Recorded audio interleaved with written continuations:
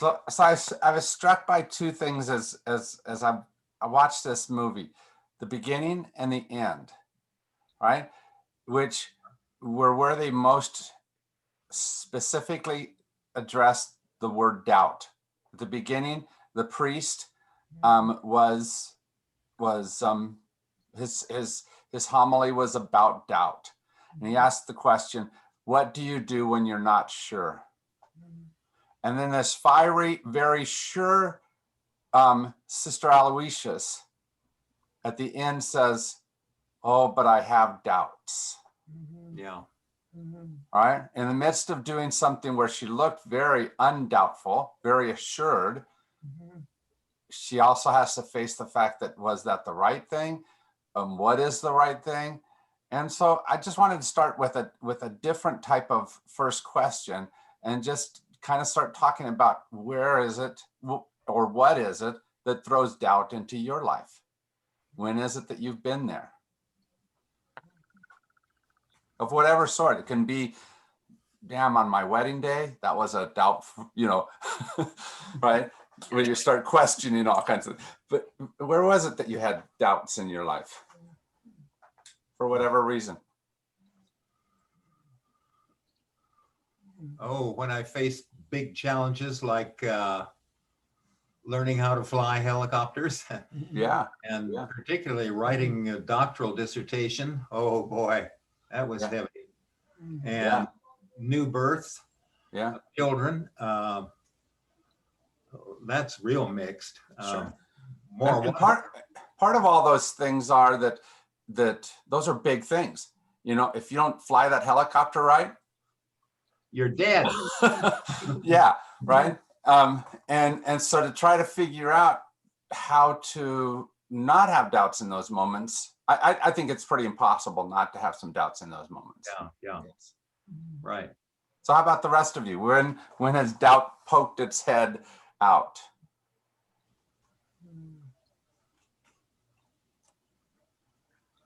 Well, I think anytime you have a big decision, as John would say, just making a big move, moving from one city to another, is this the right decision? Kind of weighing all of that.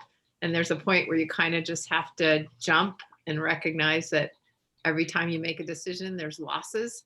So you're giving up those other options, so yeah, kind of quandary about just decisions. Sure. Nice. Anything else? I've shared, I think previously, that I was a fundamentalist Christian as a late teenager, early teens, or early 20s, and then majored in religion in college, and then later went to graduate school in New Testament studies. And my fundamentalist faith was taken apart through pursuing it the way I did, and that created tremendous doubt about everything having to do with life and the universe. So. Yeah. At least part of the seminary process is, first of all, taking apart simplistic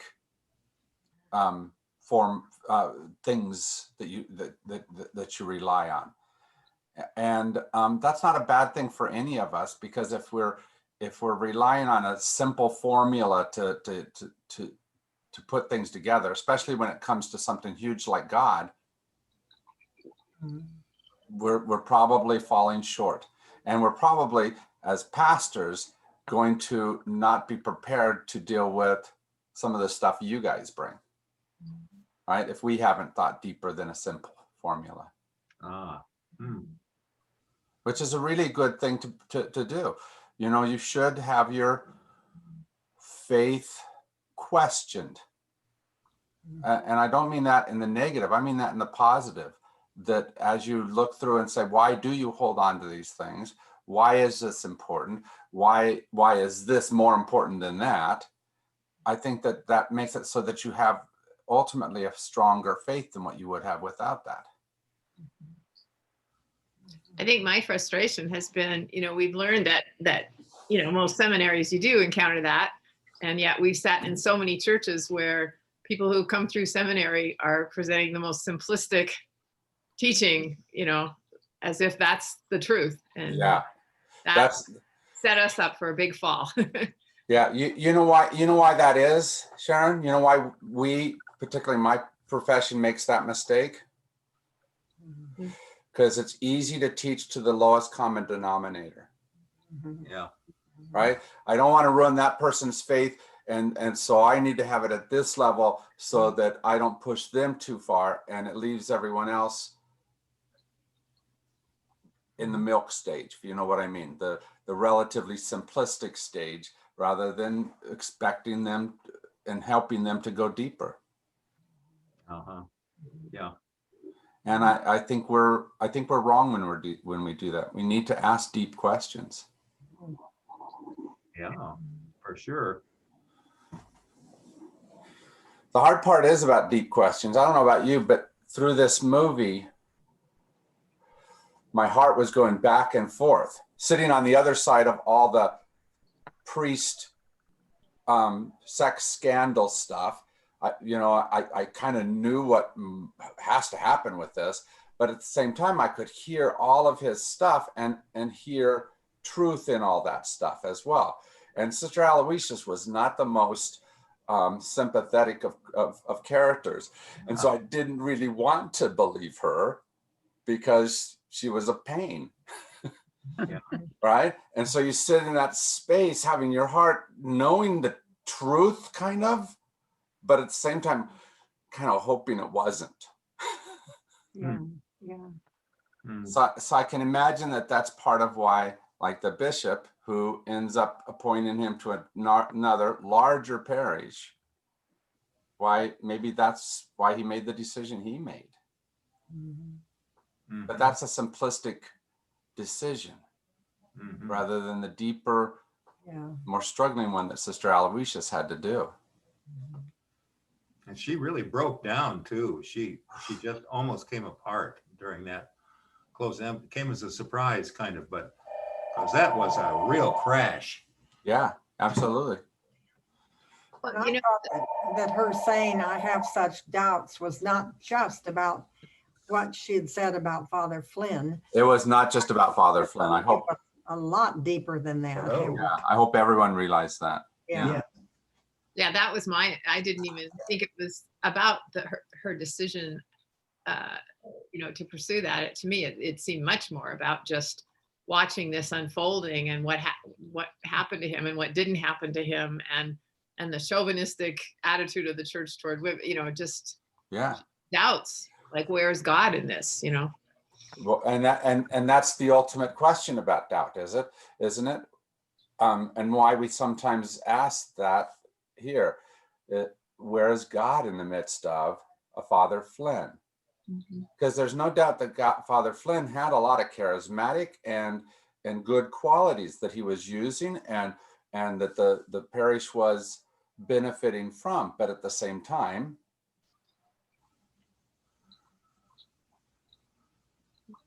and how do you fit that into your head? Especially if you're a church devotee, like you have to be if you're going to become Sister Aloysius, where you say, here's all the good that the church can do. And then you see this that is arguing against that. It doesn't necessarily negate all of this, but this sure seems to be huge, doesn't it? Yeah. I'm wondering in all of this, it was a fascinating and well done film. And I thought the acting, was just beyond peer, just for. You definitely had three of the best actors we have in the last little while. Oh my Lord. I was right a part of it, but now I'm thinking something that when you were speaking, Sharon, that triggered me, and I'm thinking, have we supposed in any way, shape, or form that Sister was abused herself? Interesting question. Yeah. Maybe that's why she's aware of things. It struck me as if now thinking, because she was like a dog with a bone. And she was so righteous about it. She was so convinced, even though only what she had seen was very insubstantive out the window. And she would say things like, I know, in a knowing way that, like you said, Catherine, maybe she had personal experience. Yeah. And she did refer back to another time when she had talked to a father somebody, but there wasn't anything that could be done. And I wondered at that time whether it was something she saw happening as a nun or whether it was something that happened to her. I think that, with the genius of the writing, it left it open enough for us to ask questions further and have further doubts. The difficulty of the situation of church, of a pastor who we've all been taught to have trust in a pastor, right? Sometimes to a fault, where we trust and don't question at all. Most pastors, unlike the one you have, most pastors aren't perfect. Right? Wait. And when do we get to wash your feet, Jim? Yeah. I mean, is that next? And the thing of it is that we, in my profession, I think we benefit from your questioning and your asking, not in mean or bad ways, but just the too often there's this, the pastor's here and so we don't question what the pastor does. And that questioning and that being the voice of a different reason is not a bad thing. It's not, but I'm struck by the fact that, like with so many people who are in certain positions, we expect so much out of doctors and ministers and teachers and other human beings that it forms such a separation between us. And I had an interesting experience a long time ago when I was, my husband and I and our children were up in Alaska when they were very young. And Alaska is a very unusual experience to have. And we're an Air Force family and he was an NCO. But anyway, to cut to the chase, in an environment like that, things are different. They're very different. And I found myself being very attracted to the minister who was married, and so was I, because he was warm and kind and understanding and friendly. And I just remember that I went to him for counseling, and there wasn't anything between us. I want to reassure you of that. But he, at the end of a session, I was kind of burying my soul and stuff like that. And he gave me a hug and I think it was a pretty chaste kiss. But, that warmed me so much, and it helped me see some things in a different light. And I never was judgmental about him in terms of his effectiveness as a person and his own struggles as both a minister and a married person. And he and his wife subsequently eventually did divorce, but that was beside the point. But so what's the point of what I'm saying is that things can be seen in so many different contexts. I think it gave me a better understanding of connecting with people on a person-to-person level and not as some out there figure. I'm with you, like trying to allow people to be human, but I do believe that there are roles that people take that involve signing on to positions of trust. And what I particularly noticed in experiencing lots of different pastors and like counselors, people who have kind of a powerful position, or anybody really, is that there are some who are ego involved, who are really in it to get accolades, to get attention. I mean, everyone's somewhat ego involved, to be right, to be the savior, you know, all of those kind of motivations. And then there are some people who just don't bring their ego to it. It's like they're able to perform these positions in a way that is about the good. It's more of a heart of a servant. And I just think that is crucial. You know, teachers, I mean, I guess I have higher standards for some roles, you know.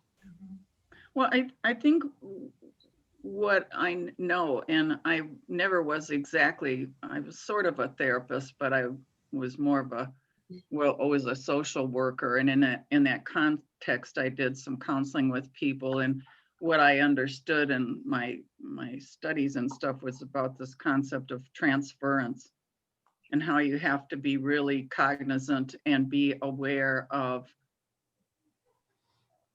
again, that there is a boundary and there is a limit, and not to set yourself up, be aware of your own motivations. And my own thought is always about activating the good within that person and the capable person that exists. Right. How to awaken and support and encourage that. You know, the problem, Catherine, with counseling as well as pastoring is that you're dealing in the realm of right and wrong answers. And oftentimes when you're in that situation, as pastors are in churches, you have some good answers for that person. And those good answers can put you in a space where you have to decide when and how to give those answers. So Father Flynn with Donald had some good answers. Here was a boy who was for a number of different reasons on the edges, and he essentially gave him an inside space. Now, an incorrect inside space ultimately, but that sense of noticing the child who needs more friends, noticing the child who doesn't feel connected, is not a bad thing to notice, because a lot of people would just pass over that or exploit that. So part of what you have to do as a counselor is have to say, what's the right answer to give them, even though there's other better or different right answers. Well, I also did wonder, I guess several different thoughts came to my mind as I was watching all of this. I was really went into it. And I thought, what did Father Flynn experience? We only know some of the story. What did he experience himself that might have made him have some empathy for Donald? Did he see himself as a younger person in Donald? Yeah. And we know when it comes to abuse, oftentimes abuse is a passed down trait, right? Abusers abuse. So who knows what happened with Father Flynn? Well, to put a darker spin on it, that he, you know, a classic trait of the predator is that he identifies children who feel outside of the group, you know, because they're vulnerable to attentions. Yeah. I suspect there might be some hint in his tongue-in-cheek response to the question, what do you do if all the girls turn you down? Yeah. You become a priest. Yeah. Yeah. See, what I was wondering was what people's perspectives were on what I saw as a larger underlying theme of the movie, which was just the tumult in the Catholic Church as a whole at that time as a result of Vatican II and the papacy of John the 23rd, moving to the vernacular from the Latin Mass, a number of loosening of strictures. I think that's what Sister Aloysius was talking about when the wind was blowing and everything was getting turned upside down. Mm. You know, she saw no room, you know, her refuge was the complete absence of doubt. She was more Catholic than the Pope. He was infallible. You know? Yeah. And I think she saw the only manner in which the church could speak authoritatively to people was speaking authoritatively to them. And I think, you know, she probably saw this priestly behavior as just another manifestation of laxity within the church as a whole, manifest in any number of ways. And there's a certain amount of where that's part of what the church can give us is a foundation, a power that goes beyond just this one life, this one moment in history that carries forward. The problem is what we sometimes try to make that foundation is not necessarily the foundational principle. You know, you put it into all kinds of different things, a church structure, a particular person who occupies an office, something like that. This whole line of conversation brings back to me the question of authoritarianism, which I don't tend to care for. But in the middle of the movie, I was struck by the principal, Sister Aloysius, having coached Amy Adams' character about how to have control in the classroom. And she had her put up the portrait of a Pope so she could see through the reflection what was going on behind her. And the one student who was the troublemaker, she called out using that, and she had adopted a more authoritarian tone. And in that moment, it seemed like the student was chastened and went back into order as a result of her calling him out. And so it just made me think, well, there is a place for authority, even though I have a very strong anti-authority streak in me. And it's never all or nothing. It's often something in the middle. So Let me get. Interesting that she indicated who she thought should be the authority when she said, put the picture of the Pope up there, and was told, well, that's not the current Pope. Doesn't matter which Pope it is. I'm more Catholic than the Pope. Yeah. Well, and it was Pius XII, who is For the World War II. notorious for being an absolutely unbending authoritarian. Yeah. Yeah. Do you remember that? I remember when he was around, and I remember Bishop Sheen on TV. Man, you know, he sounded real like a sweetheart, but he was hardcore. They were hardcore Catholics. Oh, go ahead, honey. I think there was one of the scenes that I thought was the most powerful was the one between Sister Aloysius and Mrs. Miller. Hmm. And Mrs. Miller really brings up another moral question. And that is, I want my boy to be taken care of. And this man is taking care of him. So I'm not going to question what his motives might be. And I know who my boy is and his nature, she said. And he just needs to get to June so he can have the opportunity to go to a better school. Sister Aloysius does not get that. Yeah. And my feeling at the end was a real concern for Donald Miller. because with Father Flynn gone, I don't think there would be anybody there to protect him. Yeah. And I don't know that he would make it till June. And what a remarkable woman Mrs. Miller is, because there's at least hints that what Donald's struggling with is he a gay man, Right. right? Which, of course, the Catholic Church of that time, maybe even today in a very real way, has no clue how to deal with. Most churches have still a lot of struggle with, what do I do in that situation with that type of young man in front of me?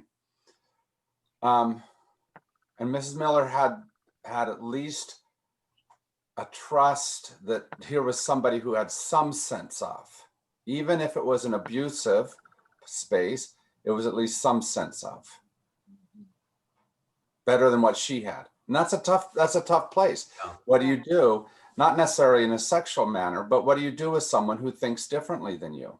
Mhm. Churches have always been stuck with, okay, we have this kind of a church, and this person is this kind of a person. This child that we've been raising has a different view of life. So a conservative church that has a progressive minded youth, or vice versa.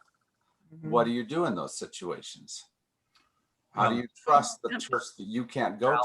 Sister Aloysius also said, what kind of a mother are you? Yeah. She wasn't, well, she was reprimanding her somewhat, but mostly she was just astounded that that there could be another frame of mind that would be so deeply dedicated to the boys' comfort and so on, rather than the discipline of being raised right. But as Randy said, part of this time was taking away of the foundation, some of the foundational principles of those longtime Catholics, and saying, how do we enter into a new era? Yeah. And that was not a simple thing for a lot of Catholics. It doesn't matter that I can't understand the Latin Mass. It's what I'm used to. Mhm. Yeah. The scene between Mrs. Miller and Sister Aloysius was profound for me, because Yeah. it seemed like both women wanted what was best for Donald, Mhm. but their judgment about what was best for him was different.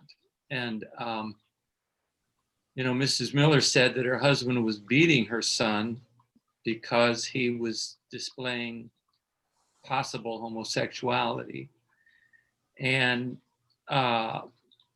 she thought that the priest's attentions were good for her boy, even if he was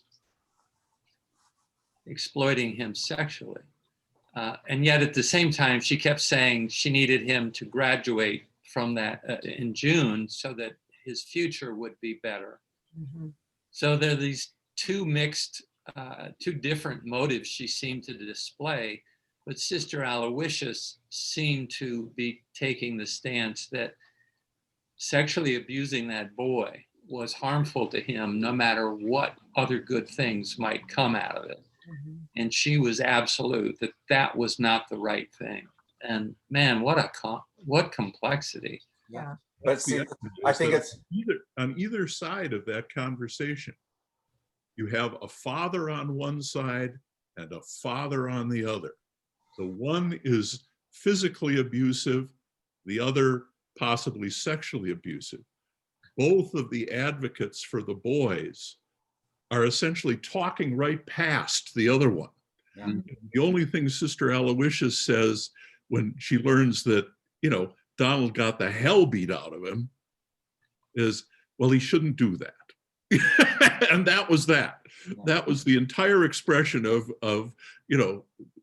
her concern about the fact this boy was being physically abused. And yet at the same time, she couldn't understand why the mother, all she cared about was that her son was being treated well and loved. Yeah.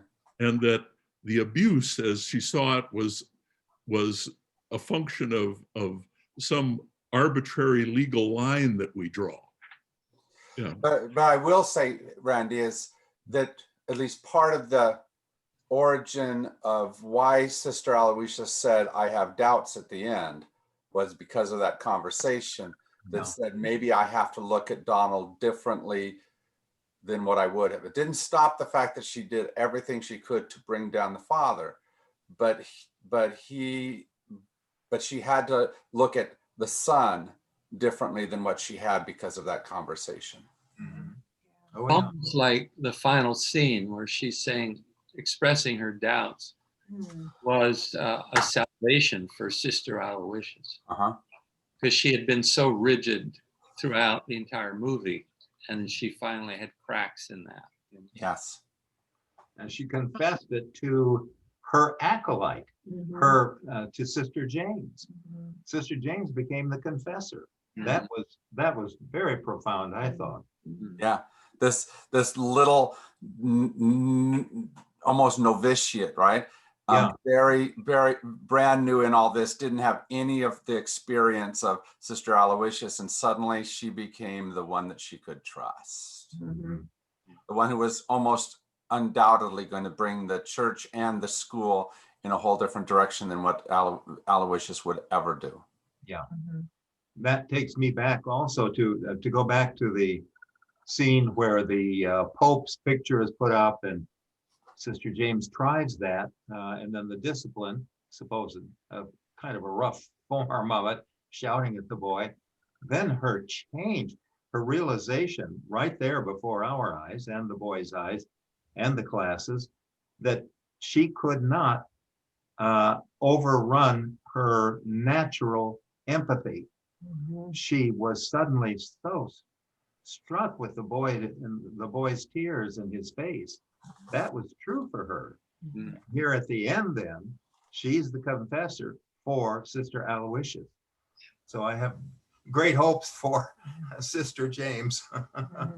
Well, also, Sister Aloysius in that final scene said that he had lied to the priest about calling the other schools. Sister James was taken aback Yeah. about her lying. And she said, well, you remember I told you that when I can't remember the exact phrasing, when we seek justice, we have to step away from God. Yeah. And so again, Sister Aloysius became a much Amazing. more complex character in that moment. Not, Right. And she actually said that line more or less the same twice, one towards the beginning of the movie and then one right towards the end. Yes. And I think she understood that line a little bit different at the end than what she did at the beginning. But just that sense of having to, it's not great to have to yell at a kid, but sometimes you have to yell at a kid, be harsh in order to get to the right space. And as parents, we're always struggling. We've all struggled with that. Try to say, what's the right answer in this moment with a kid? But as human beings, we have to struggle with that too. Where do we take a step away from in order to correct something? And we don't always get it right. We don't. You're right. We Maybe just that's don't. why the Old Testament God alternated between compassion and fire and brimstone. Yeah. Yeah. So let me tell you some church history where I think that it's very applicable right now. At least part of what we're dealing with is the sexual life of priests, right? The sense of giving your life sexually, into that moment. Do you know where that came from? Priestly celibacy? Mm-hmm. Yeah. St. Augustine. I think they were mostly concerned about land tenure, It was that exactly. It Yeah. happened right around the turn of the last millennium, right around 1000. And priests were essentially passing on parishes from father to son. And they were acting like landowners. They were acting like titled individuals. And in order to control that, and they saw the damage of that, the Pope said priests have to be celibate. They cannot have children. Thus, they couldn't pass on an inheritance. That was not a bad thing to do. He was curbing something that was a wrong practice in the church at the time, but it became canonized, and part of what the last couple of decades has shown us is that it allows a whole different type of sin to appear. And it never really worked. My family in Wisconsin, we lived outside of, the family had farmland, and there was a small village that my mom grew up in. And I got told various and sundry stories, but one was, and I think it might have been my grandmother that saw this, is that there was a small Catholic church. And so there was a priest and I guess a couple of nuns that were attached to that little church. And I guess it was wintertime or sometime, a nun was spotted and the wind was blowing and blew against her habit. And she had a belly, which meant she was pregnant. Yeah. And so it was certainly well known that, things happened between nuns and priests. So that was a fallacy and maybe an unnatural thing to impose on men and perhaps women too. And it doesn't mean there's not wonderful things that can come out of celibacy, but sometimes what we place on individuals or on positions, we have to ask, is that really what's going to help this individual in that position in the best way possible? Or is that an artificial something that was good for the successor? I mean, the one who preceded. Well, and I think it's a lack of understanding about sexuality. And I was thinking before we brought it up as a topic per se, is that being a pedophile and also being homosexual isn't always linked particularly, but there is that tendency and to sort of lump everything into a great big mishmash when it doesn't really fit. Yeah. But one of the things that we like in church settings is we like certainty. And yet what we're dealing with is essentially the grand uncertainty. We're dealing with a God who is bigger than whatever it is that we give definition to. Or however it is that we give definition to that God. And that's hard because it'd be much simpler if we could just say God is always. Well, we do say that a lot. Yeah, we do. And yet all of those God is always are always going to have a limitation to them, which can't define the God that we say we believe in, or can't have a perfect definition of that God at least. But we like them. This was another movie that was so skillful in presenting the complexity of life, and to me, that's what good movies are. It's exciting to Good art. Yeah, good art, which to me is a revelation of God. I mean, when you say where do you see God in that, I realize that that's kind of where I see art that really presents life how it is, which is very complex. People who are so complex. I mean, just it was a beautiful movie. I mean, these characters were so beautifully drawn, and Yeah. And I also think it gives the opportunity and also the push for us to ask more questions and to be certain about the answers. I think we've seen this 4 times, and we sit through the interviews with the actors and the director and the writer as well, and always end up with something more to talk about. And so, and I like the shadings and the nuances that the writer has worked on and the actors certainly have, because we're not going to come up with any sure answers, but we are really going to come up with some more questions. I like that. Yeah. I didn't get a chance to watch the interviews with the actors. Did Philip Seymour Hoffman participate in an interview? Yes, A he little did. bit, not much, but a little bit. Yeah, he did. See, I thought, you know, I think this is what amazes me about acting, you know, and truly great actors, that because, you know, Philip Seymour Hoffman, he died such a terrible death, you know, as a heroin addict, you know, just a matter of a short time after this movie was made. And at the same time, you know, utterly compelling as in his portrayal of this very compassionate man, you know. I kind of think the same about Nicolas Cage, you know, if you've ever seen the movie, what is it, Moonstruck? Construct, yeah. You know, he plays this incredibly, you know, attractive character, both, you know, in all respects. I said, if you ran your private life as well as you played that movie, you'd be a happy person. He says, one of our favorite lines from that is, bring the big knife. We say that to each other every once in a while.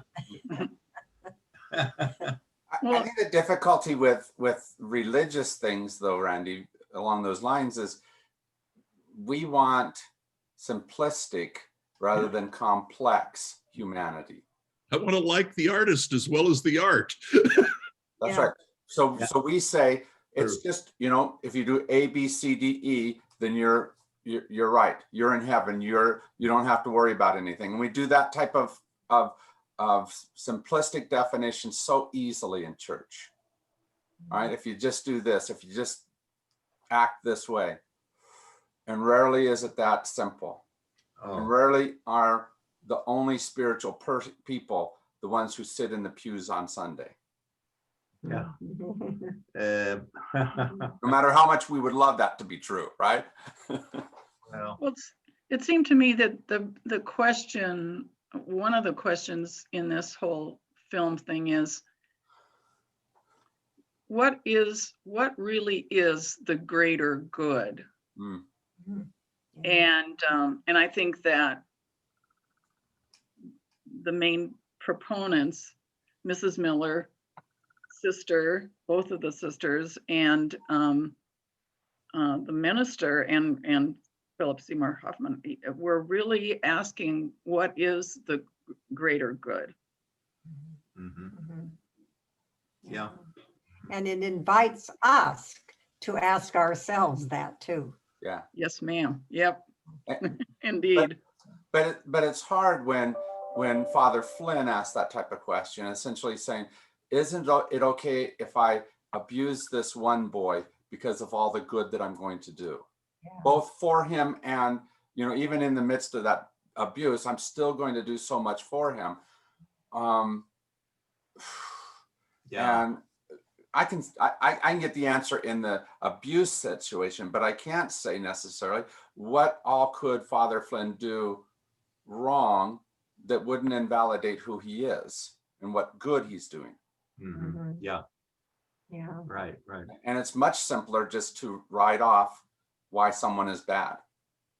That's what they speak of now. I now understand they're speaking of when they talk about the cancel culture, you know, Yeah. that you do something that places you utterly and irredeemably beyond the pale. Yeah. Mhm. I think that was the struggle of Sister Aloysius, because the essence of Christianity is nothing really puts you beyond the pale other than, you know, despair Yeah. and losing the hope of the help of God. But she she made it quite clear at the end she had not one trace of sympathy for him because he had no real regret. Yeah. Mhm. Tough, isn't it? The other thing was the time when they had sort of that heart-to-heart conversation, and she was being very pointed in her questioning, and he was being equally strong back about the concept of sin, or, you know, doing something, making an error, and also touching on forgiveness. So Yeah. it just we could go deeper and deeper. I mean, the more you think about this and replay it all, wow, it is, Yeah. it is quite a bite. Yeah. Mhm. Yeah. Well, and there's just no simple answer. Just recently, Celebration team 2 months ago maybe had to make a really interesting choice. I don't know if you know who David Haas is. He's a composer. He did songs like You Are Mine, okay, which we sing all the time here. And a couple of David Haas songs are pretty typical St. Francis songs. But he has been accused multiple times in the last 3 months or so of sexual abuse. And some of my friends that are Catholic say, everybody knows that. Oh, And so we sat as a celebration team and said, what do we do in this moment? Do we continue to use his songs? And at least for now, we made the decision that we have to, especially in a year where we're very focused on abuse issues, we decided we needed to listen to the to the accuser more than the perpetrator in this moment. Maybe he's not guilty, but we needed to give credence to the ones who were saying this happened. And so we haven't been using those songs, no matter how good they are. And we'll get back to, it's not like the composer has to be a perfect person for us to use that, but in the moment we decided this is our choice. boy, When does that end? I don't I know. disagree with that. I really disagree with that. Well, I think ultimately we should disagree with that. We bring it back in.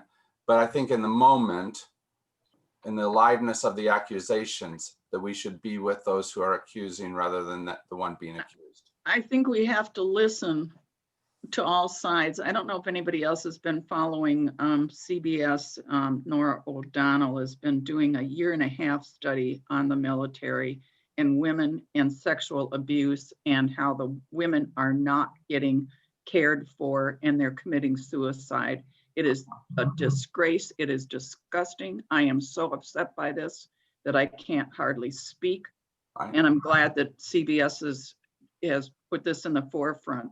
It's another damn cover up again, yet again, against women. And it's so sickening. And so we've got to get all this stuff out to the light of day. We have got to look at it and not cover up anymore, and not protect these people who are predators. Yeah. And the hard part though is that the bishop took Father Flynn and placed him in a new parish. Yeah. Right? Completely ignoring or trying not to see, maybe. Right? At what expense? Right? And 20 years past these events, 40 years past these events, we're seeing some of the price. But this is just endemic. You know, the Boy Scouts, my children were in scouting, the whole thing, all of it. I can hardly bear to watch the news. I finally got over my voting stuff, and we're moving through that. But now there's all these other things.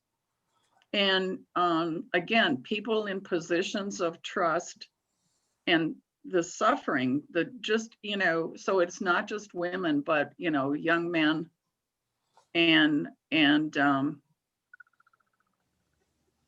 men that have grown old and experienced abuse at the hands of men they trusted. It's just mind-boggling. So let me give the other side so you can see why it's so hard though. When I very first started in a Methodist church, first church that I'd ever been in that was a Methodist church, is right around 1990, right in that time frame. And I came to this church and found just a place of love and grace and exploration. And much of it was because of the pastor. His name was Stephen. And Stephen had an affair with a woman in the church. And within a year of me coming there, he was thrown out. summarily they just tried to erase that he had been in that church, right? And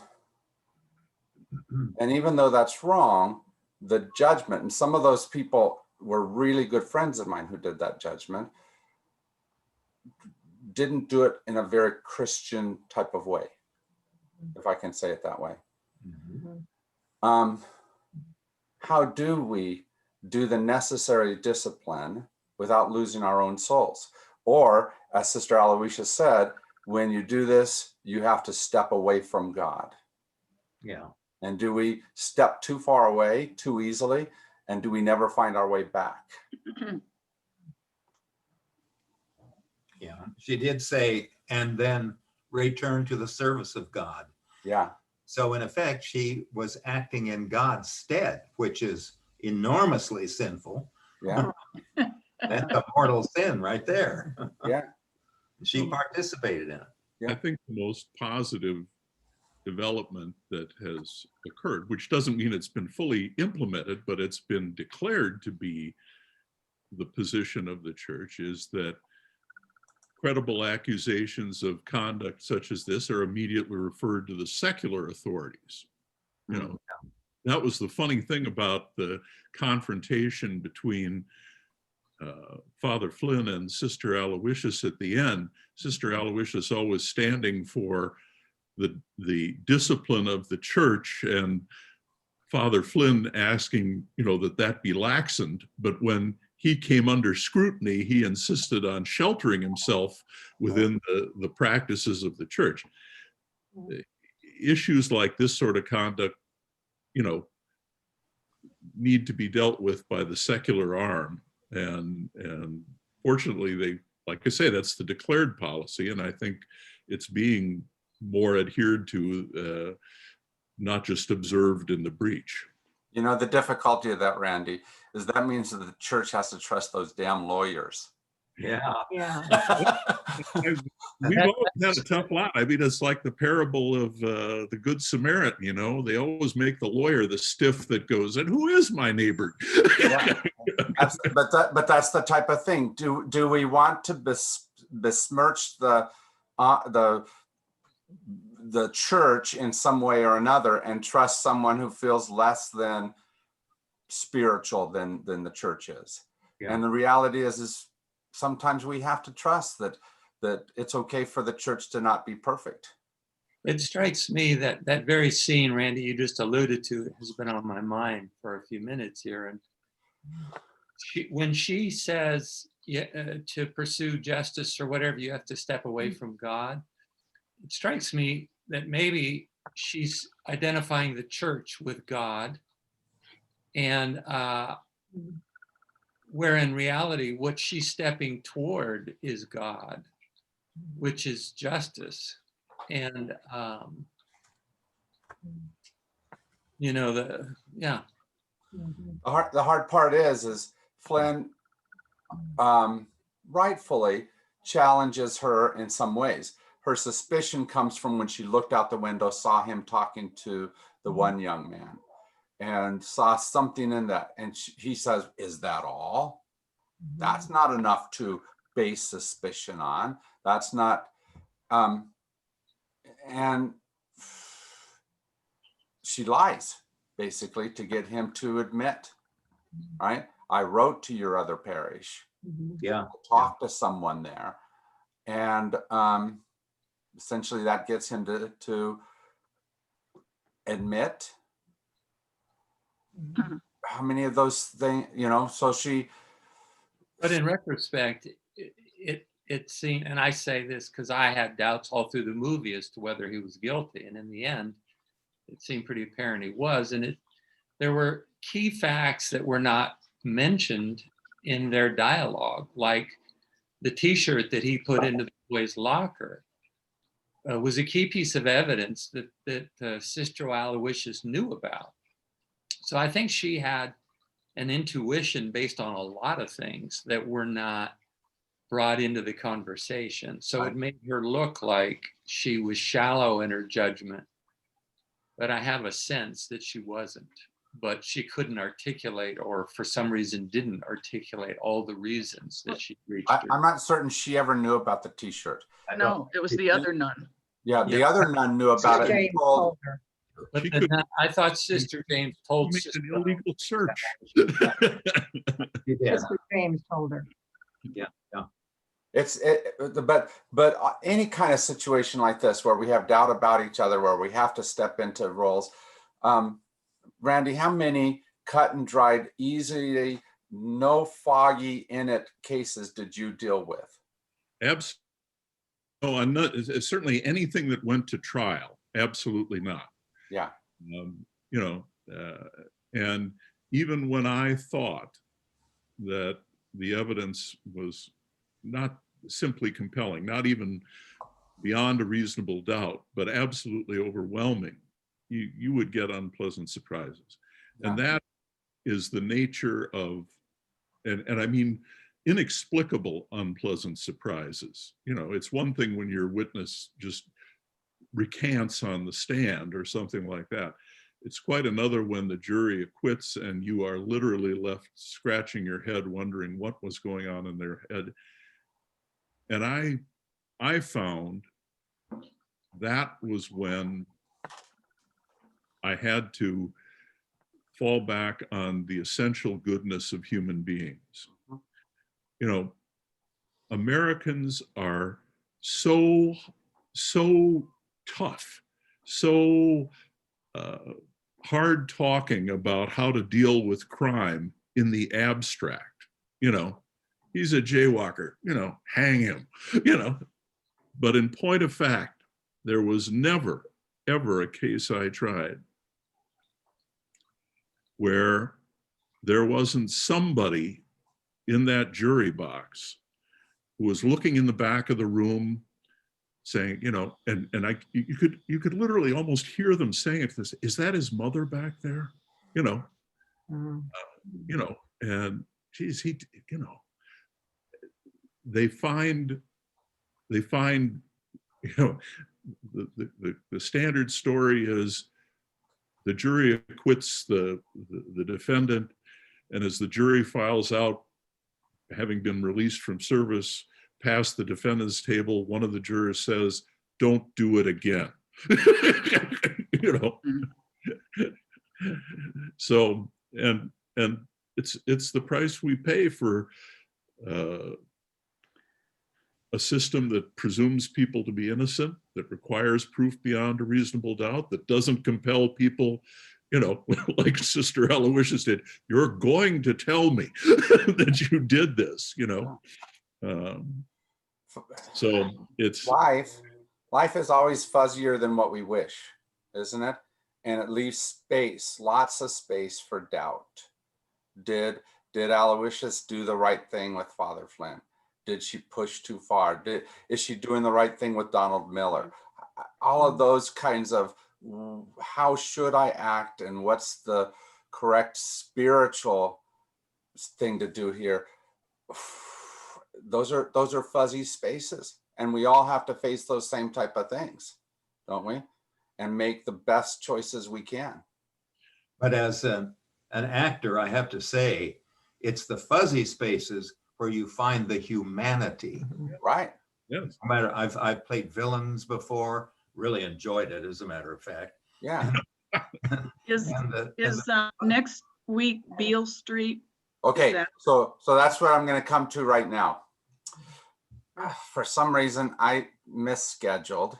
And so I'm going to ask us to not do Beale Street so we can go right into the Maya Angelou. Because otherwise I just won't have time to do Maya Angelou. I need 4 weeks for that. Okay. Here's what I've done. In your chat box, I left a thing for you. If you click on that, you will have this printout. This is our 4-week thing about Maya Angelou. I'm going to have Melissa. I'm going to have Melissa also put a link that she sends out to everyone. Okay. So you can get the readings that are there. You can find those readings relatively easily. Yeah, I hate to leave, but I have another class Okay. online. So So you can find all those readings pretty easily. There's a couple of songs that she talks about, a couple of other readings, but if you'll download that, that's what we'll start doing. Perfect. Okay, thank you. Okay.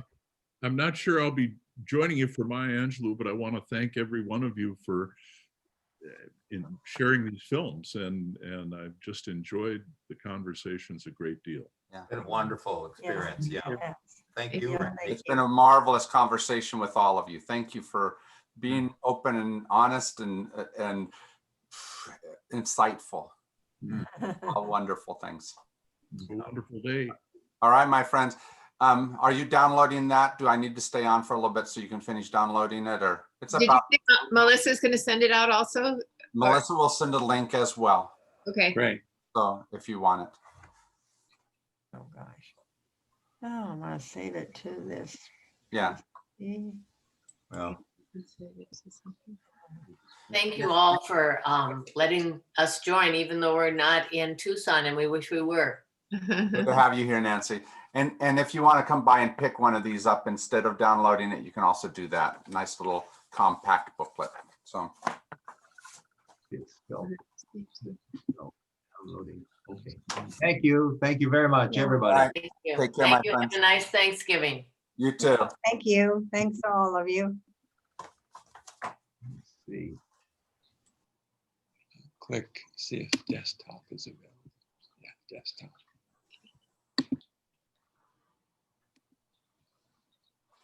Back when I first started doing computers, like this thing is 3.33 megabytes. You didn't even have that capability, but if you did, it would have taken you like days to download it.